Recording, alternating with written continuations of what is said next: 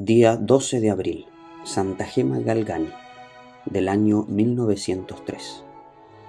Gema significa joya preciosa. El 12 de abril de 1903 fue sepultada Santa Gema Galgani, una de las santas modernas más famosas.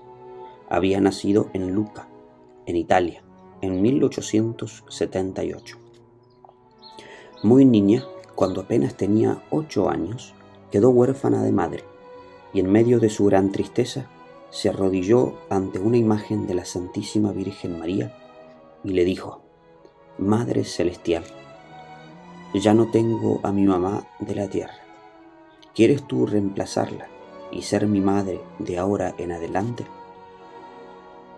A tal petición de una niña de solo 8 años, por supuesto la Virgen María así aceptó su petición y durante toda su vida la ayudó y la consoló de manera impresionante.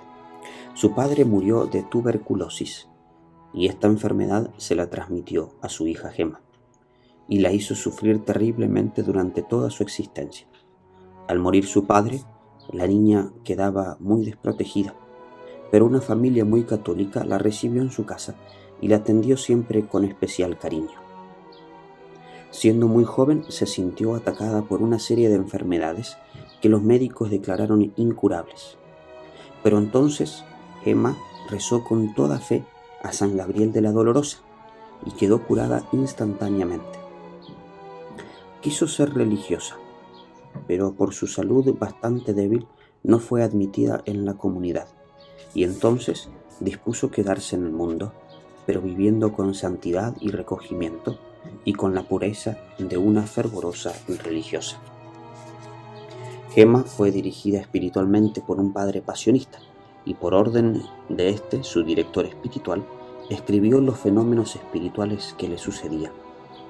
Y dice así en sus memorias: en el año 1899, de pronto sentí un profundo arrepentimiento de todos mis pecados, y se me apareció Jesucristo con sus 5 heridas, y de cada una de ellas salía como fuego, que vinieron a tocar mis manos y mis pies y mi pecho, y aparecieron en mi cuerpo las 5 heridas de Jesús.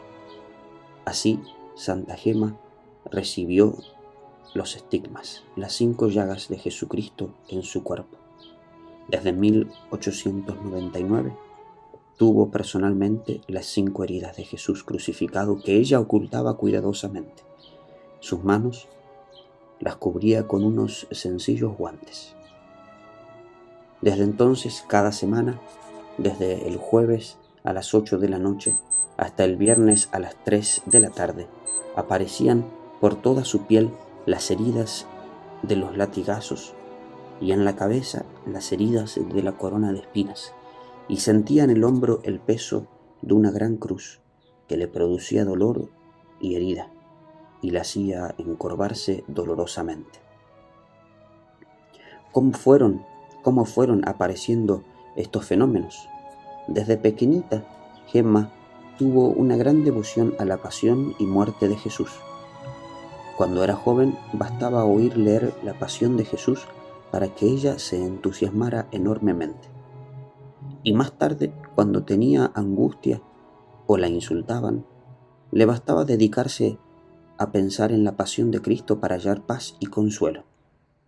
Siempre había deseado sufrir las mismas heridas que sufrió nuestro Señor Jesucristo, y a los 21 años empezó a sentir en su propio cuerpo una serie de heridas que coincidían exactamente con las que mostraba el crucifijo ante el cual se arrodillaba a rezar.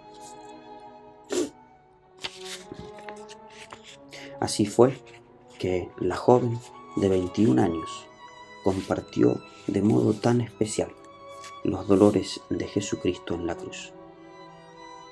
La salud de Gema en sus últimos años fue desastrosa.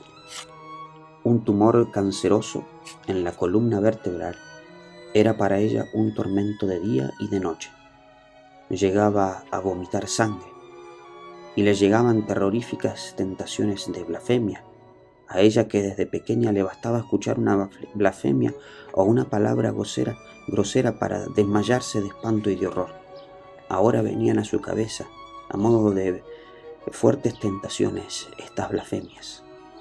Perdió la vista y quedó ciega, pero cuando cesaban los ataques del infierno, ella gozaba de una gran paz interior y sentía que Cristo y la Virgen María venían a hablarle y a consolarle. El Señor cumplió con Gemma lo que prometió en la Santa Biblia. Dios, a los hijos que más ama, los hace sufrir más, para que ganen mayor premio para la eternidad. Gemma es patrona de los que sufren graves enfermedades y tentaciones, pero que quieren ofrecer todo por Dios y por la salvación de las almas. Gemma le venía pidiendo a Dios con oraciones, misas y comuniones y sacrificios que se convirtiera un tabernero que se emborrachaba y hacía emborracharse a muchos más. Pero el hombre no daba muestras de querer convertirse. Y sucedió que un día, cuando ella iba de su casa a la iglesia, alguien la insultó muy salvajemente, y la joven no respondió ni una palabra a aquellos insultos, y le ofreció todo por la conversión de los pecadores. Al llegar al templo, oyó que nuestro Señor Jesucristo le decía: el sufrimiento por ese insulto era la cuota que faltaba para que el tabernero se convirtiera. Me lo has ofrecido con paciencia y ahora ese hombre cambiará de comportamiento. Al día siguiente, los que estaban en el templo oyeron en un confesionario que un hombre lloraba fuertemente. Era el tabernero, que había venido a confesarse muy arrepentido y en adelante vivió santamente.